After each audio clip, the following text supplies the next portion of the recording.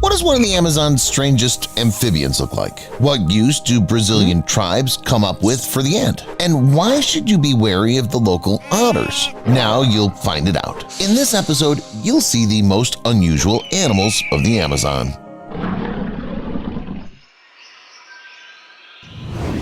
Unusual find. I suggest starting the episode with one pretty interesting picture that a subscriber sent me. He told me that not so long ago, he bought a ticket for a trip along the Amazon. He was followed by the most experienced guides there, and it was thanks to them that he got to those rare places where ordinary tourists do not go. There, they encountered an anaconda, a couple of other rare creatures, but it was this monster that caught the most attention and excitement. The monster here is not the word that means the strength and severity of the creature. It's a monster in its essence, which nature is still unknown to science. What it was and what did it want is unclear. There's a legend that this is a local deity which is shown only to chosen people and is a good sign. But there are also versions that it was just someone alien, someone that hides perfectly, and that's why people have never encountered it before. Jaguar thief. Even if that monster is someone's fantasy, life for hunters and fishermen in the Amazon is very hard anyway. You don't believe it? Then just take a look at this footage.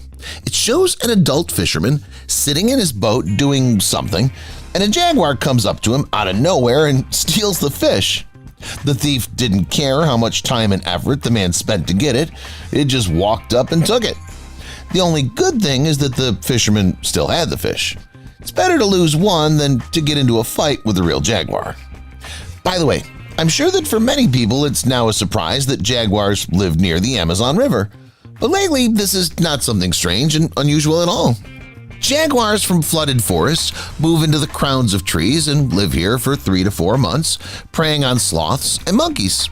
Brazilian scientists came to this conclusion after watching the lives of 9 of these big cats. Judging by the fact that the Amazonian jaguars were in great physical shape all year long, they had enough food. The only ones that seem to be able to compete with them are giant otters. You might think they're the cutest animals in the world. They're so smooth, they have funny faces, they're probably also very affectionate, right? Well, don't go and check that out because giant otters are actually a real nightmare in the flesh. Even big jaguars can't deal with a group of giant otters. It's all because, unlike its distant relative, the European otter, the giant otter is active during the daytime and is not very fearful. It's also huge and eats literally everything in its path. In a day, this creature is happy to consume food up to 15% of its own weight. The otter attacks medium-sized or small prey alone. If we're talking about a big enemy, then the otters will need the help of their congeners. Their strength and impudence allow them to hunt even caimans and, as you understand, jaguars. By the way, unlike most animals, the mother is the main hunter in the otter family. It's the female that chooses which creature and in what group they'll attack. The father keeps an eye on the territory and protects it from invaders. And here's another interesting feature of otters' family life. Only the eldest parents have the right to mate. All other members of the group are like their older and younger babies. The congeners maintain a warm relationship, they comb each other's fur, communicate with the help of various sounds, and just have a great time. If you now think that only giant otters are to be feared in the Amazon region, you're wrong. This is a place where a member of any family can be horrible, dangerous, and hungry. And Amazonian giant centipedes are no exception in this case. The centipede is not only horrible in terms of appearance, but also insanely dangerous in its essence. Amazonian giant centipedes often attack birds, lizards, mice, and toads, and the most venomous among them are the females. Even if they bite a creature as large as a human, they can knock them down. The venom of the Amazonian giant centipede retains its striking properties well in the cold, but it's quickly destroyed by heat. Therefore, it's advised to wipe the bitten area with ethyl alcohol, ether, or strong alkali. However, it's unlikely that ordinary tourists will have all this at the hand right in the Amazon, right? Because of this, such encounters often end sadly. It's not for nothing that the centipede is called giant. It's very dangerous, and along with this, reaches more than 16 inches in length. All its creepy body consists of 23 segments of copper red color, each with a pair of legs. One pair of legs turned into maxillopedes with claws connected to venomous glands, and the hind pairs turned into special dragging large feet, which help the animal to cling to clods of soil in earthen passages. Thus, this creature clings to the enemy with its front legs, injects venom into the opponent, and then slowly but surely begins to tear off parts of it and push them into its mouth. In general, this creature loves the rules of good nutrition. It eats slowly and for a long time, taking breaks between meals. Common Suriname toad. In general, this creature does resemble a toad, but I'd rather call it some kind of strange alien experimentation. It's just too weird and strange. Why would I think that? Well, to begin with, the common Suriname toad has a critical shortage of normal body parts. Microscopic eyes, no normal nostrils, ears but no eardrums. In the mouth, it's not even a hint of a tongue and teeth. They can't croak. The skin is devoid of disinfectant peptides like most frogs. Usually, when a creature lacks something, it excels at something else, some of you may think. Spoiler alert, the common Suriname toad didn't get anything special in return. They kinda rolled over the frog, made the throat dimensionless, drilled a bunch of holes in its back, and put a fringe on its fingertips. Despite all this, it lives well. It's just some eighth wonder of the world. This creature is completely inept at catching prey, the way its distant relatives do, so it chose a different way. The animal sinks to the bottom of a sluggish river. Under these conditions, its brown-gray skin blends in perfectly with the bottom trash. After that, the toad just lies there. No, it doesn't sleep. It makes an ambush skillfully and professionally. If the prey swims close enough, the common Suriname toad opens its mouth and sharply expands its throat, sucking up the enemy as if it were a vacuum cleaner. Also, if the enemy is nimble, it can grab it with its strange legs, which will help it keep the enemy in one place. This creature usually reaches 5 inches in length. The maximum size reached up to 8 inches. There's actually a lot of confidence and aspiration hidden in this small body, which is manifested in their mating dance. By the way, do you know what its peculiarity is? The female attaches the eggs to its back, and the male helps it tamp them. In this way, the eggs are evenly distributed in cells throughout the female's back, and it proudly carries up to 144 babies. Bullet ant. The bullet ant is the very little creature, an encounter with which you wouldn't wish on your worst enemy. You're unlikely to crush it like classic ants on the beach or somewhere in the countryside, at least because it won't get under your feet so easily. I'm sure you didn't know this, but there are even some ancient tribal rituals associated with the bullet ant. They mean giving a young boy an opportunity to encounter the ant face to face. Thus, the boy will experience his first serious pain and will be considered an adult member of the family. Somebody may think, well, an ant bites you, what's so terrible about it? Well, the sting of the bullet ant is about 30 times more painful than the sting of a wasp, and this hell lasts for a whole day. It's not so easy to encounter these ants on the street, even if you find yourself in their native habitat, because they build themselves underground nests with many entrances and exits, where they spend most of their time. In one family, there are usually about 2,000 individuals, although there are more.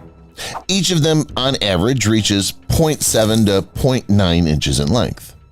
The good news is they don't feel any particular anger towards us humans, but if someone crosses them, they will hiss, then release an unpleasant gas, and only then attack. In general, there will be plenty of chances and time to change your mind and retreat. Harpy eagle. What a wild life can be without birds, right? This one, for example, is called the harpy eagle, and it has nothing to do with mythical stories. It's a bird of the hawks family, the only species of its genus. Some consider it to be the largest eagle in the world in terms of weight. And indeed, the harpy eagle's size is staggering. The body length of this eagle is from 35 to 43 inches. The wingspan's about 6.5 feet. Yes, this is less than that of other eagles of similar size, but there is an explainer for this. The South American harpy eagle hunts in dense forests, where it has to maneuver between trees and dense foliage when attacking its prey, so too large wings would only hinder it. And in general, the strength is not in them, but in the lightning speed combined with amazing talents, reaching 5 inches in length. And now, if you add all these factors together and imagine that the harpy eagle has its eye on someone, well, I wouldn't want to be in the poor guy's shoes. I don't think they'd have much of a chance for survival. Have you ever seen places where giraffes are bred? Now I'll show you the rarest animals that are used on a farm. Bears are predatory animals that are divided into many species and instill fear not only in people but also in animals. No one wants to encounter these big guys with amazing grip strength and incredible speed. Who would have thought that someone would have these animals on their farm? The landowner's name is Alexander. He came to this place more than 6 years ago and literally built a beautiful farm from scratch. Friends decided to please the man even more and gave him Misha when he was only 3 months old. As Alexander says himself, the bear's former owners had bought him in Irkutsk for resale, but they couldn't sell him. The bear only broke the whole balcony and caused a lot of other trouble. The new owners tried to caress Misha as best they could, but it's still impossible to make him completely tame. No matter how you look at it, this is a strong and wild predatory animal.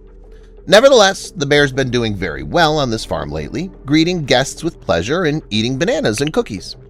The 1-year-old bear was fed with cottage cheese, meat, sprat, and cow's milk.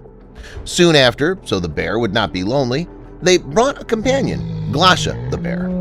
This lady performed at the opening of Main Universal Store in Moscow, but then she became violent and she was brought here. If you also would like to get a domestic bear, hit the like button and also write how you'd like to use it on the farm, because personally, I just have no ideas. BioFarm Leeches. This farm is located in the British city of Swansea. Of course, a leech farm is not quite the farm we're all used to seeing, but that only makes it more interesting as far as I'm concerned. The idea of the farm is to grow leeches and send them to different parts of the world for medical purposes. Yeah, no matter how medicine evolves, no matter what new things are invented, leechcraft is still considered more than relevant. This is evidenced by the company's revenue, which amounts to more than £1 million sterling a year. By the way, do you know that medical leeches were first used for medicinal purposes back in the 17th century? But do not hurry to think that almost all leeches will do. Otherwise, you'll find some on the street and decide to try it. In fact, only one of the more than 400 species of leeches is suitable for this purpose. Moreover, each leech is used for the procedure only once, after which it's killed. Cricket Farm. Another place that, without a single doubt, can be considered unique in its own way. This farm is located in the state of Georgia. The familiar insects are great bait for fishing, so the benefits of such a farm are obvious to avid fishermen. However, they also like to raise other types of bait like various worms. Interestingly enough, Armstrong Farm is always open for visitors. It works not only to make money, but also to educate people. The farm has been in existence for a long time and is constantly thriving. One of the main innovations is a special lighting system which makes artificial light as similar to natural light as possible. But some insects on the farm live and breed in complete darkness. Giraffe Farm. That happens too. Some people actually breed giraffes. This farm is an ecologically clean and officially functioning reserve. Well, on the outside, it looks a bit like a classic zoo. Although it's full of different animals, it was originally set up just for the giraffes. However, for me personally, it's still a mystery why people would create this place. After all, giraffes are not much use. Strangely enough, this question still has an answer. Giraffes are used for research. Also, the farm cooperates with large health centers because people long ago found out that communication with animals helps to feel better. We've done all sorts of unusual animals on farms, but now let's take a look at something epic. Get ready to see some truly gigantic animals that will be hard to believe. A horse weighing more than a ton, a 6.5-foot tall cow, and a giant rabbit are further in this episode. Horses are amazing creatures that fascinate at first sight with their cuteness and loyalty. And if for you horses are animals that are all the same, almost indistinguishable from one another, then I will now dispel this misconception. This horse's name is Big Jake, and since his birth, he's surprised people. At the very least, if horses usually weigh 110 pounds at birth, this one weighed 240. The creature belonged to the Belgian draft breed, which was bred at the end of the 19th century. The horses are a priori muscular and large, but still Big Jake was even tougher. In 2010, the experts of the Guinness Book of World Records measured Big Jake and recognized him as the tallest living horse in history at that time. His height was an incredible 6.8 feet. The horse weighed 2,498 pounds. The Gilberts, that was the name of Jake's owners, raised him on their farm and kept the place open so that anyone could stop by and see the creature resting in his stall in person.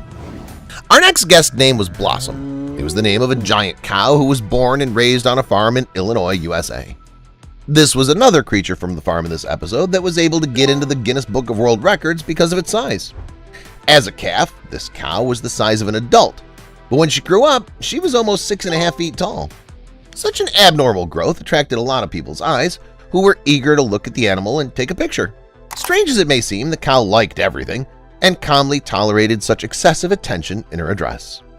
Moreover, Blossom, on the contrary, enjoyed it and was pleased with what was happening. The cow passed away because of a leg injury when she was 13 years old. Considering the average lifespan of cows, Blossom was not yet an old lady and could have lived at least as long. Darius. That's the name of the amazing creature I'm going to talk about. Yes, as you've already realized, I'm talking about a rabbit, but not an ordinary rabbit, but a rabbit of the German giant breed. This creature fully corresponds to the name of the breed and stands out for its size. Its body length is 4.2 feet. Of course, this value was recorded in the Guinness Book of World Records, and this is the third of our 3 guests in this episode who got there. For Annette Edwards, the owner of Darius, the giant was the 4th pet to make it into the Guinness Book of World Records. He took over the title of the longest rabbit from his mother. The breeder assumes that Darius's record can be broken by his children. Unfortunately, the whereabouts of Darius is currently unknown. The rabbit disappeared from the farm last year. He was kidnapped by intruders. We can only hope that Darius will return to Annette someday, though the chances are slim. Still, I suggest that we not lose hope and believe that the record-breaking Darius will be reunited with his owner. But for now, let's leave that story behind and move on to the final part of the episode, in which I'll show you some mutant animals raised on farms. A pig with a human face. By the way, I forgot to warn you, if anyone's eating now, postpone your meal for a while, or the most sensitive may have a bad appetite. This unusual piglet with a human face was born somewhere in southeastern China. Curiously enough, a total of 19 piglets were born at one time, and only one, this one here, turned out to have a deformed face. The mother of the piglet refused to feed the baby, and after a while it died. Nevertheless, during this time the piglet managed to shock literally all the people in the village. As stated later, this animal also suffered from cyclopia. It remains unknown how the piglet caught this unfortunate disease. Two-headed calf. This is not a rare occurrence, but still the appearance of a mutated animal in any village makes the villagers surprised and wary of what's happening. That's exactly what happened in this case, because the calf not only had 2 fused heads, but 3 eyes at once. Despite the deformity, the owners of the farm didn't think of giving up caring for it. They continued to raise the calf and feed it by hand. You know, even though it's considered a mutant on paper, I think the calf is cute and charming enough. Wouldn't you agree? Everyone thinks that fish are not very dangerous. Now I'll show you some really dangerous river fish. Goliath tigerfish. One of the most unusual freshwater fish. A real river monster, the mere sight of which gives many people chills. The scientific name of the fish, Goliath, in Latin means giant water dog. The name alone doesn't bode well. Nevertheless, for some reason, people try to catch this creature from shallow rivers or bodies of water in Africa. Due to its powerful physique, the Goliath tigerfish can swim even against the current, making it a real challenge for the best fishermen to catch it. This tigerfish makes such commotion because it devours literally everything it comes across. Small fish are eaten by the monster just like this in one sitting. With bigger prey, it'll have to tinker a little and only then eat it. But if you think people are safe because they don't swim underwater, you're dead wrong. Somehow this fish ate over 300 birds in 2 weeks. Researchers watched it and came to that conclusion. What else they found out is that even a crocodile would not become a nuisance to the Goliath tigerfish. When hungry, the fish can attack it. Believe me, if necessary, the Goliath tigerfish would even devour a human in just a minute. The stamina of the Goliath tigerfish also adds fuel to the fire.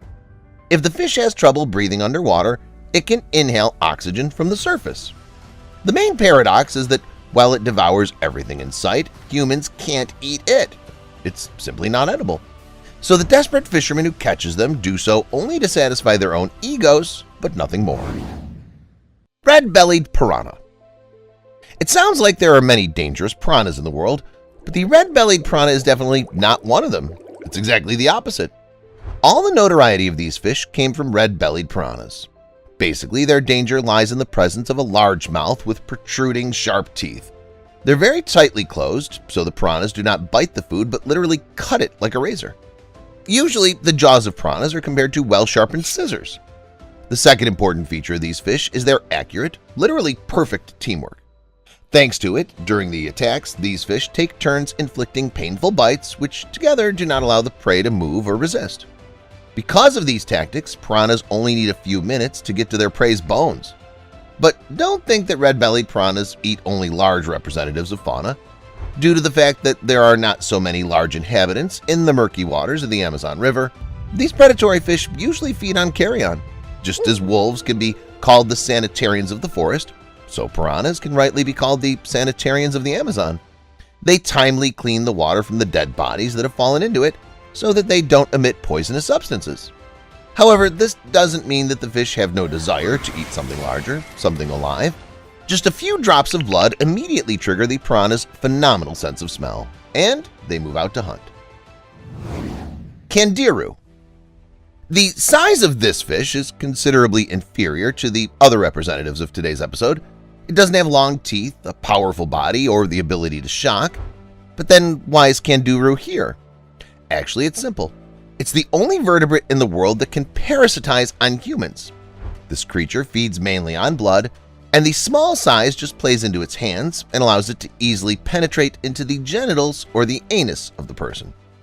Once at the source of feeding, Candiru doesn't hurry anywhere and continues to sit there, feeding on flesh. It's impossible to remove such a disgusting monster personally. To do so, you'll definitely have to call for help from surgeons. So if any of you happen to find yourself in the Amazon basin, be careful and try to look around. After all, the so-called Brazilian vampire fish can parasitize on the person until their death. Payara. Here's another fish that's not strikingly large. Yes, it's certainly larger than the Brazilian vampire, but still. The main danger of the creature lurks in its teeth. They're sharp as blades, growing from the lower jaw of the fish. The teeth of the Payara are certainly its main weapon, but it's not the only one. No less spectacular feature of the fish is its ability to jump high. At the same time, the Payara swims very fast and has impressive power. Small at first sight, the fish can actually weigh up to 44 pounds. It's found in the headquarters of the Paragu River, the Churan River, and other rivers in the Orinoco Basin in Venezuela. The Payara is able to deal even with piranhas. Although this species is known for its terrifying fangs, they also have sharp, spike-like teeth around the perimeter of their mouth. The Payara fangs reach 4 to 6 inches in length. They're so dangerous that on the upper jaw there are 2 small holes where these fangs, as if drive in when the fish closes its mouth so as to not hurt itself. That's all, guys. Which river monster struck you the most? Let me know in the comments. Thanks for watching, and see you later.